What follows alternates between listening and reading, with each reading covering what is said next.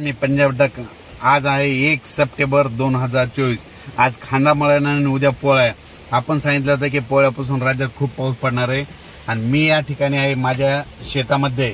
तर या ठिकाणी जवळपास पाऊस सुरू आहे, म्हणजे जोरदार पाऊस चालू झाला आहे। आमच्या परभणी जिल्ह्यात खूप रात्री 2 वाजल्यापासूनच पाऊस सुरू झाला आहे। कालच एक मेसेज टाकला होता की राज्यामध्ये म्हणजे बऱ्याच ठिकाणी रात्री मध्यरात्रीला पाऊस सुरू होणार आहे, म्हणून हा अंदाज लक्षात घ्यायचा। पण सर्वांना सांगू इच्छितो की राज्यात जवळपास सांगायचं झालं तर आता 1 ते 5 सप्टेंबर पडणारा हा पाऊस राज्यभर पडणार आहे, म्हणून हा अंदाज लक्षात घ्यायचा। आणि या पावसामध्ये विजेचा कडकडाट खूप राहणार आहे। आता दुपारनंतर 2:30च्या नंतर अशा जोरजोराने विजा कडकडणार आहेत, म्हणजे असं आवाज येणार आहे, लगेच विजा देखील पडतील, म्हणून शेतकऱ्यांनी काळजी घ्यावी। शेतामध्ये विजा चमकत असताना झाडाखाली थांबू नये, म्हणून हा अंदाज लक्षात घ्यायचा। त्याच्यानंतर राज्यात खूप जिल्ह्यात 4 सप्टेंबर पर्यंत मुसळधार पाऊस पडणार आहे। मुसळधार पावसाचे जिल्हे तुम्हाला एक सांगू इच्छितो, यवतमाळ जिल्हा, नांदेड जिल्हा, हिंगोली जिल्हा, अकोला जिल्हा, बुलढाणा, जालना, परभणी, बीड, लातूर, उस्मानाबाद, पंढरपूर, नगर, पुणे, नाशिक, धुळे, नंदुरबार, जळगाव, संभाजीनगर, म्हणजे या जिल्ह्यात म्हणजे मुसळधार पाऊस आजपासून म्हणजे 1 तारखेपासून 4 तारखेपर्यंत पडणार आहे, म्हणून सर्वांनी काळजी घ्यावी, सतर्क करावे। त्याच्यानंतर अतिमुसळधार तुम्हाला एक पाऊस सांगू इच्छितो, म्हणजे आजपासून दुपारनंतर अतिमुसळधार पाऊस पडणार आहे।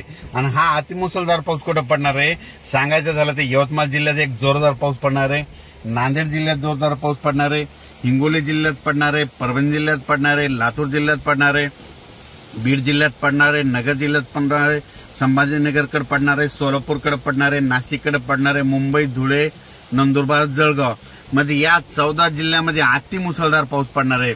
या 14 जिल्ह्याचा पाऊस पडल्याच्या नंतर या 14 जिल्ह्याच्या वरी जायकवाडी धरण आहे आणि नाशिककडे अतिवृष्टी देखील होईल। नगर आणि जालन्याच्या दरम्यान देखील अतिवृष्टी देखील होणार आहे, म्हणून धरण क्षेत्रातील लोकांनी, नदीकाठच्या लोकांनी काळजी घ्यावी, कारण की नदीला पूर देखील येईल, म्हणून हा अंदाज लक्षात घ्यायचा।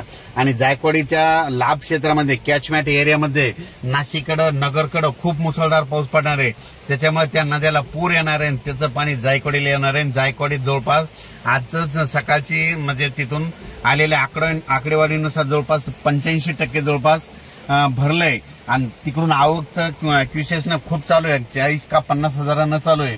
त्याच्यामुळे हे जायकवाड धरण उद्यापर्यंत ते 92 पर्यंत जाईल, म्हणजे 2 सप्टेंबर पर्यंत 92 जाईल। आणि त्याच्यानंतर आणि उद्या आज रात्रीचा पाऊस पडला तर त्याच्यात पुन्हा आणखीन फ्लो जास्त वाढणार। 1.5 लाख क्युसेसनं जर पाणी आलं तर जायकवाडीचं पाणी सोडावं लागणार आहे। जायकवाडीचं पाणी सोडल्याच्या नंतर जायकवाडीच्या खाली जवळपास 12 बंधारे आहेत मोठे मोठे नांदेडपर्यंत, ते बंधारे सगळे कोरडे येतं, ते देखील हे पाणी सोडल्यामुळे हे भरून जाते आणि सगळ्या परभणी जिल्हा असो, नांदेड जिल्हा असो, जालना जिल्ह्यातल्या शेतकऱ्याला या पाण्याचा फायदा होणार आहे। म्हणून ही खास करून शेतकऱ्याची आनंदाची बातमी देखील आहे।